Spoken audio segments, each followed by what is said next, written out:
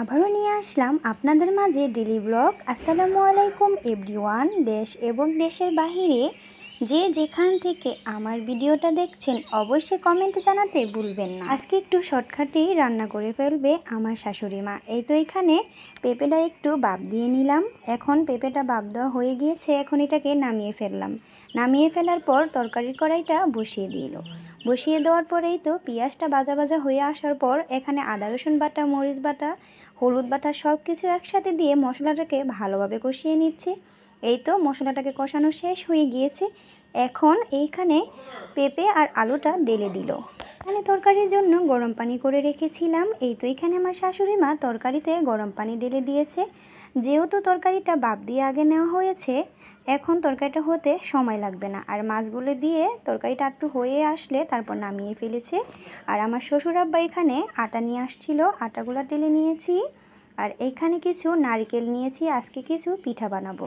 আর এইখানে পিঠা বানানোর জন্য আমার শাশুড়ি মা চালটাকে ভালো করে ধুয়ে নিল, আর আমি চালটাকে মেশিন ঘর থেকে বানিয়ে নিয়ে আসলাম। এখানে বাসায় এসে দেখি আমার যা নারকেল কোড়াচ্ছে, আর আমার খালা শাশুড়ি এইখানে চালটা বেজে নিচ্ছে। এই তো দেখতে দেখতে চালটা ভাজা হয়ে গিয়েছে। এখন চালের গুঁড়াটাকে ভালো করে ডো করে নিবে। আর এখানে আমি চালের গুঁড়াটাকে ব্লেন্ডারে মিশিয়ে নিচ্ছি। আজকে বাসায় নারকেলের পুলি পিঠা বানাবে, সেজন্য প্রথমে চিনিটা দিয়ে দিল, তারপর কিছু পরিমাণে পানিও দিয়ে দিয়েছে। এই তো এখানে নারকেল কোড়ানোটা ঢেলে দিল, সাথে চাল ভাজাটাও দিয়ে দিল। এখন ডোটাকে ভালো করে মিশিয়ে নেবে একে অপরের সাথে। এই তো দেখতে দেখতে হয়ে গিয়েছে নারকেলের পুরটা। এখানে পুরটাকে একটু ঠান্ডা করতে দেব। আর এইখানে আমার খালা শাশুড়ি মা আর আমার জানা মিলে বসে পড়েছে পিঠা বানাতে। প্রথমে একটু রুটির আকারের মতো বানিয়ে নেবে, তারপর একটু পুর দিয়ে এই তো সুন্দরভাবে দেখো কি সুন্দর করে কেটে নিচ্ছে আমার যা। আর জালের হাতের এই পিঠাটা কিন্তু খুবই সুন্দর হয়, দেখো কি সুন্দর করে পেঁচিয়ে নিচ্ছে। এই তো এভাবেই এক এক করে সবগুলো পিঠা বানিয়ে নেবে। এই পিঠাটা কিন্তু ছোট বড় সবাই অনেক পছন্দ করে, বিশেষ করে আমাদের বাসার সবাই অনেক পছন্দ করে এই পিঠাটা। এই তো এখানে পিঠা কিছু হয়ে গিয়েছে, এটা বানানো হলে সাথে সাথে ভেজে নিতে হয়, না হলে এটা ফেটে যায়।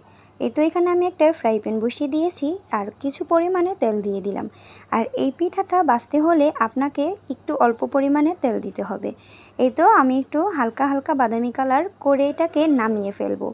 তো কিছু পিঠা এখানে আমি নামিয়ে ফেলেছি, দেখো কালারটা কিন্তু খুব সুন্দর এসেছে।